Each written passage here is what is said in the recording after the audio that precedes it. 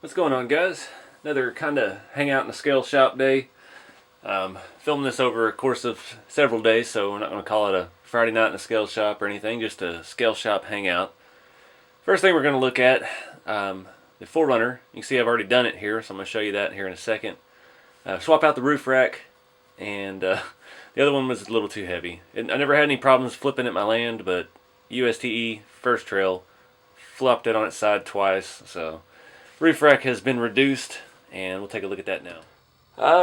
So I thought this was pretty bulletproof, and I got out to USTE, had a couple little issues. Nothing really mechanically. The major issue was the top heaviness, so I got that roof rack on clearance or Black Friday sale or something, RC4wd drive. I thought it was cool, and like the way it looks, but I haven't had any issues with it tipping over at my land. But first trail out at USTE, and it just kept flopping over on its sides, so we're going to do away with the roof rack. Been doing a little bit of stuff here with the chassis. That is really annoying. I thought, now that I have another 1080, I've got a programming card. If you can hear me over that servo, wonderful Savox chirping. I upped the BEC voltage, thinking that might help the servo. It might have a little bit. You see it's not making any noise right now, but it's still a screamer. So definitely need to look into getting another reefs for this one, because that was a vast improvement over this noisy thing. Also swapped out the old SR415 and got in a new, I think it's a 3-channel version, the new variant that will work with the DX5 Pro. I'm trying to get everything on this controller. It's costing me a fortune because I can't get this to bind with any of the old DSMR radios, so don't know what the deal is. But I got this on there. I've got my red Hilux on there. You saw a video or so ago. And I've got this thing all dialed in, and finally had some issues, and I've been out here for about an hour just jacking with it. But we've got our Helios battery in there, and finally got everything sorted out. Little peppy. So let's move over to the body and start trying to remove that roof rack.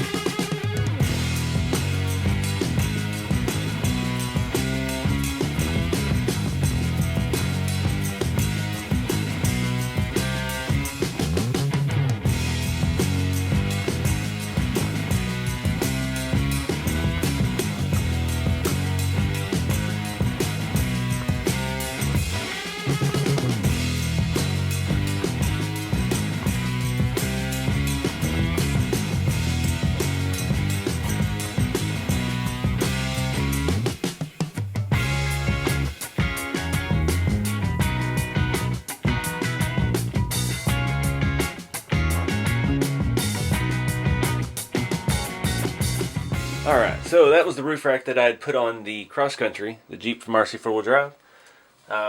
We got the bikini top and stuff for that, and I'm digging it, so went ahead and stole that one back. That is a CC hand. Oh, it comes with, it's supposed to be a bed rack for the short wheelbase Trailfinder 2 Mojave body. And I don't know, that rack is really nice, and it doesn't look right. Kind of half hung over a truck bed, so it looks good up there. I just threw one of my little plastic bins in my little shovel. I have those in the Amazon Influencer store. They're real nice little cheap accessories. Nothing too fancy. But yeah, that rack fits a little bit better. I got it just a little crooked, but we're going to pretend we didn't see that. So reused the holes in the back that were already there, and made some new ones here, kind of where I'd already had some before. And I just used some Tamiya putty to fill in the other 2 holes that were up front. Once that stuff dries all the way, may try to sand it down a little bit and just touch it up with the white paint pen. See if we can blend it a little bit better. When I mounted that gigantic rack on there, I know I had some comments about that. People griping that the top's removable and the rack can't go over the cab, even though I've seen tons of real cars do that. I did not drill holes over the cab, so just attach it to the hardtop. So there's no body work, major body work needed just on the fiberglass top. So, pretty happy with that. I've still kept the extra leaf spring on the rear, and I got the, went ahead and, yeah, got all that stuff done on that with the radio and everything. Programmed the ESC, and pretty happy with that. Left the extra leaf spring on the rear, even though it's not quite as heavy. It sits nice and level with the trailer on it.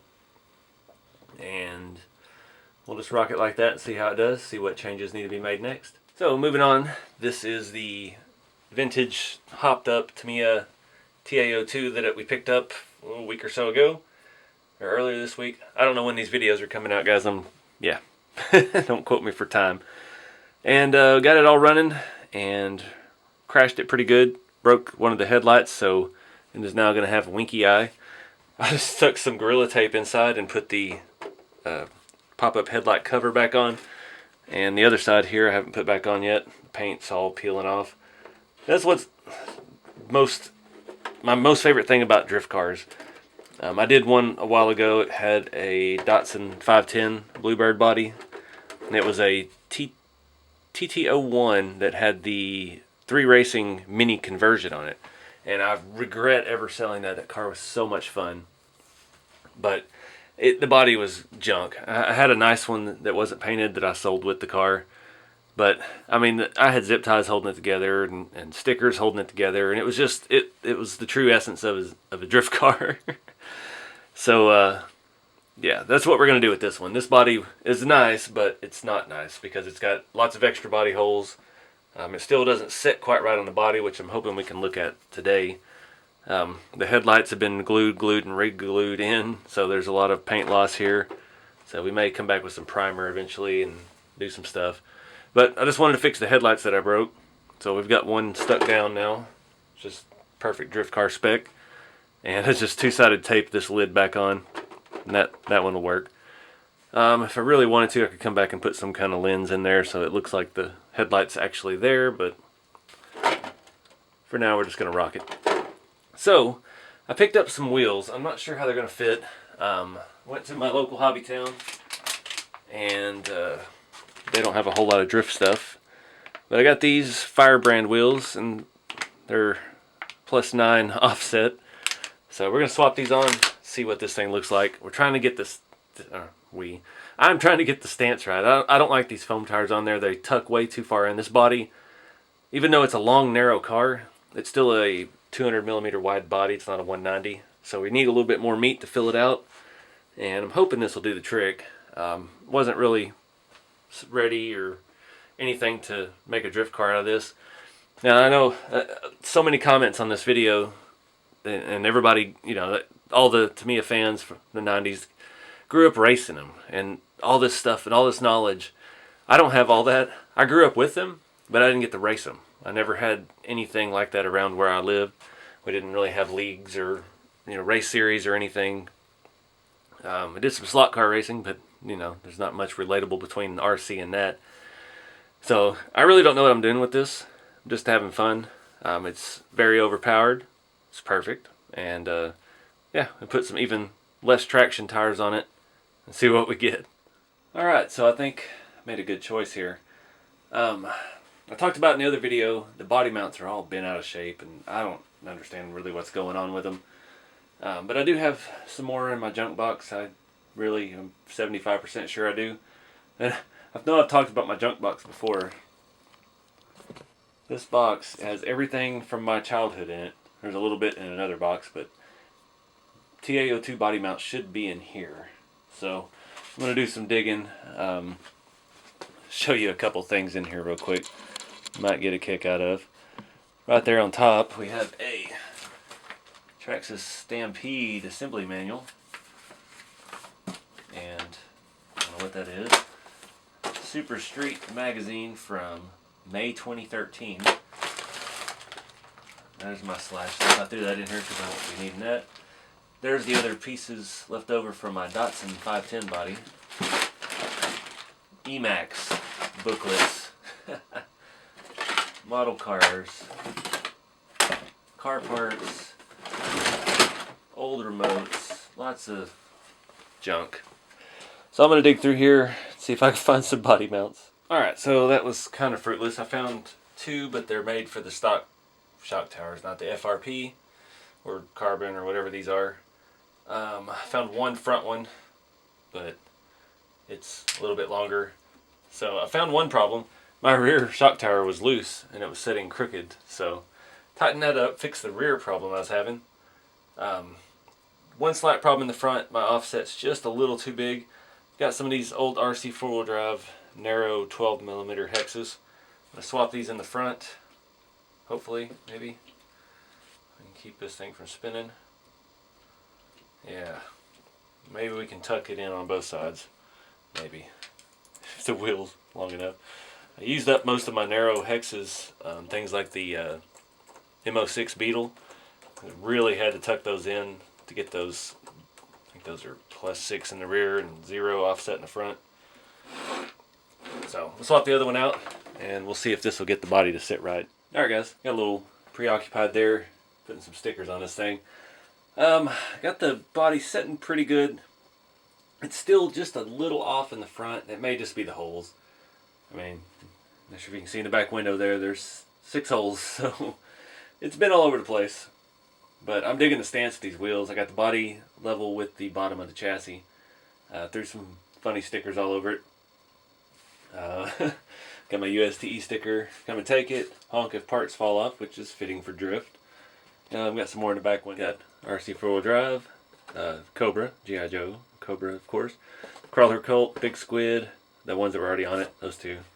So I was looking for some more funny stuff, but I'm lacking in the sticker department as far as funny stickers.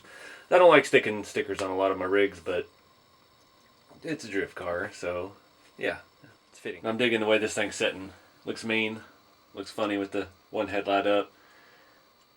I'm digging it. Missing one gold wheel nut. It came with 3, and then one really crusty one.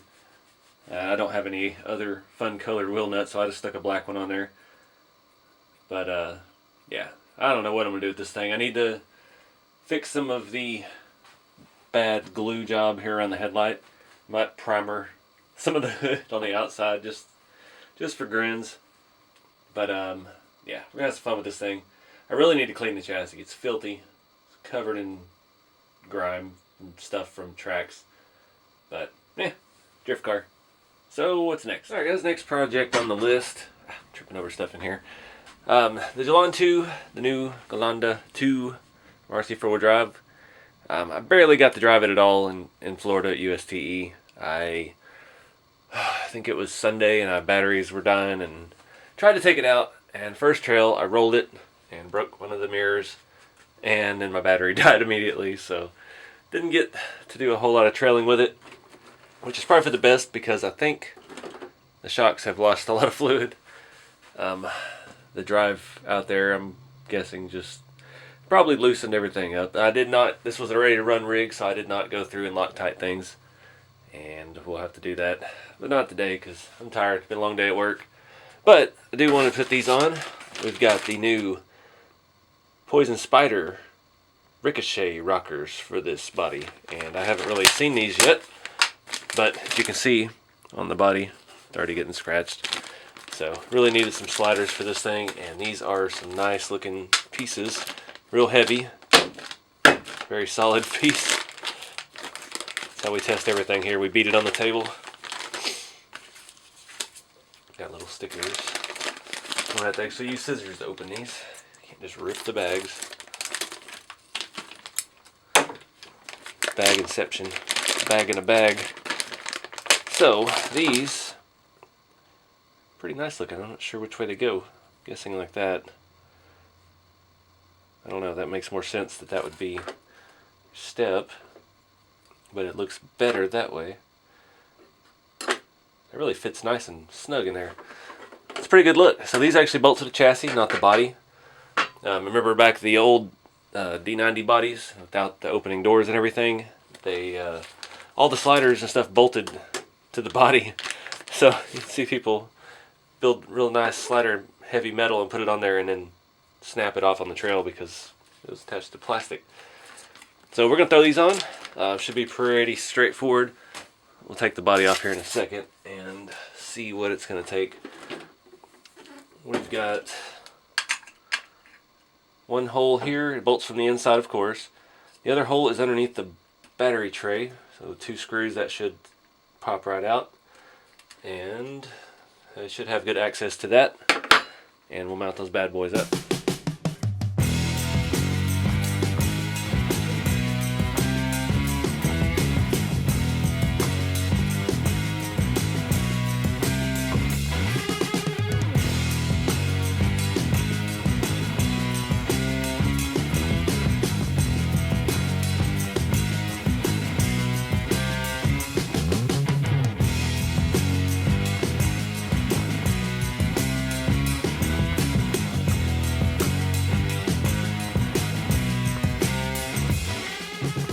Alright, pretty easy install. Put a little Loctite on there just because I like this build. I haven't spent enough time with it. I've got so many things going on these days, but just a couple subtle mods. We got the wheels, the 1.9 Landies, white. I originally had planned on painting them. Kind of glad I didn't. A lot of y'all agreed. The white looks pretty good on there. We've got the little hoop brush guard. Just little thing. That adds protection for the body. The stock bumpers, nothing wrong with them. We don't have any interference with the tire. Everything jives, works nice. The only thing with this body I don't like is, or this whole setup, is the body mounts. Trying to get the pins in. They are kind of tight. Sorry, that fierce guard dog was letting me know there was a car going by. So I don't even know what I was saying. I like this rig. I need to spend more time with it. Yeah, need to do not a whole lot more mods. I just need to tune it. That's kind of the deal with the RC4 drive things. You get them, they do what they're supposed to do, and then you kind of tune them all to your needs, your driving style, the way you like the wheel. You know, the leaf spring tail finder 2s, I've talked about it several times here recently. Everybody gets them thinking it's going to be an SCX10. It's not. It's not that capable. It's scale capable, and they break in over time, and it softens up, and you can do stuff to them, but if that's not your driving style, you're not more of the trail kind of person, you want to get out and hit hardcore rocks, you can still 3-link, 4-link, do all that stuff. And this thing is actually very capable. The Gelande 2 chassis is a very, very capable platform. This will be the 4th one I've had. And the only reason I didn't keep the others because I tore them apart to build rat rods, but that was back when money was a very big object. So, getting close to wrapping this video up. I have had a sneezing fit and I sound like I'm talking through my nose. Sorry, I apologize. Got a couple more things to show you here real quick. Alright, so I found some more scale stuff. Back a few videos ago, Bob and Sparky here showed you. I found a world's smallest super soaker, which Bob can hold. His hands aren't the most functional. And, oh, if I can reach it, the world's smallest Hot Wheel. And world's smallest toys is nothing new. They've been around for a while. You can actually take this Hot Wheel out of here and roll it around. I mean, I got big hands and that's tiny. So I found some more stuff. I was telling the guys from Big Squid about the world's smallest toys when we were at USTE. And Greg was scrolling through and he said they had the world's smallest Bob Ross. And I about came out of my skin. Because now my Bob Ross figure can have a Bob Ross figure in the package or out of it. It opens. So I got a couple little things. I thought this might be a cool little display. Little Fisher-Price truck with the Little People dog. I had a Little People dog like that when I was a kid, so I don't know. That's kind of silly. It'll look good on a shelf or on a toolbox or somewhere in the scale garage. But let me open these up real quick. Oh, there's Bob holding Bob. I'm a little disappointed the little Fisher-Price fire truck, the dog doesn't come out. I was really hoping just to have the dog sitting around the shop, because somewhere in one of my boxes here I have this little dog from when I was a kid. I mean, the ladder goes up and extends. Why wouldn't the dog be able to climb the ladder? But anyway, I'm not going to open the little Bob. We're going to leave him in the package and let Big Bob hold him. I don't want to lose any of this stuff, but I just thought that was funny. You know, this stuff, I've got a few of these items in the Amazon store. If you go to Amazon and buy anything, go through the link in the video description because that does help the channel. I get a little commission even if you buy something that's not in my store. So, you know, if you're buying diapers or whatever you got to buy off Amazon, just go through the link. It helps the channel out. And it's not much. The percentages are fractional at best, but you know, it's something.